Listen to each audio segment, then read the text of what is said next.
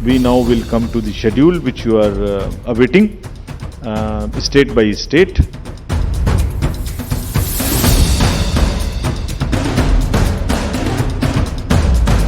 पांच राज्यों में विधानसभा चुनाव की तारीखों का ऐलान हो चुका है। छत्तीसगढ़, मध्य प्रदेश, राजस्थान, तेलंगाना और मिजोरम में अगले महीने चुनाव होंगे।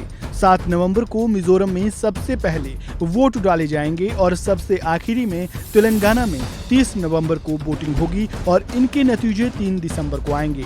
चुनाव आयोग ने जैसे ही तारीखों का ऐलान किया तो उस पर अब तमाम पार्टियों की ओर से प्रतिक्रियाएं आने का दौर भी शुरू हो चुका है। कांग्रेस ने विधानसभा चुनाव की तारीखों के ऐलान के बाद बीजेपी पर तंज कसते हुए एक्स पर लिखा, छत्तीसगढ़, मध्य प्रदेश, राजस्थान, तेलंगाना और मिजोरम में चुनाव की घोषणा हो चुकी है। कांग्रेस पर जनता के विश्वास और समर्थन के बूते हम इन सभी राज्यों में भारी बहुमत से जीत दर्ज करेंगे।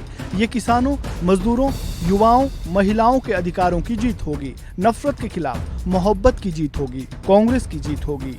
वहीं कांग्रेस अध्यक्ष मल्लिकार्जुन खड़गे ने लिखा, 5 राज्यों के चुनावों की घोषणा के साथ भाजपा और उसके साथियों की विदाई का भी उद्घोष हो गया है।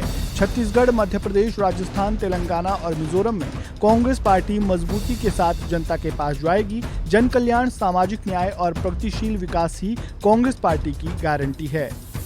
वहीं बीजेपी अध्यक्ष जेपी नड्डा की प्रतिक्रिया भी इस मामले में सामने आई है। नड्डा ने एक्स पर लिखा, चुनाव आयोग द्वारा विधानसभा चुनावों की घोषणा का स्वागत करता हूं। आदरणीय प्रधानमंत्री श्री नरेंद्र मोदी जी के नेतृत्व में भाजपा भारी बहुमत से सभी राज्यों में सरकार बनाएगी और आगामी 5 वर्षों के लिए जन आकांक्षाओं को पूरा करने के लिए कटिबद्ध भाव से काम करेगी। इससे पहले चुनाव आयोग ने विधानसभा चुनाव की तारीखों का ऐलान किया। मुख्य चुनाव आयुक्त राजीव कुमार ने इसकी घोषणा की। क्या कुछ कहा, सुनिए। Date of poll will be 7th November and date of counting would be 3rd, which is common of course for all these states, and elections in all these states would be completed by 5th of December. So date of poll is 7th November. Similarly, in case of Chhattisgarh, the elections would be in 2 phases. The date of poll would be 7th November and 17th November. The nominations after Mizoram for the first phase of the Chhattisgarh would happen on 20th, the 13th, and the last date would be 20th. Date of poll being 7th November, and for phase 2, 17th November.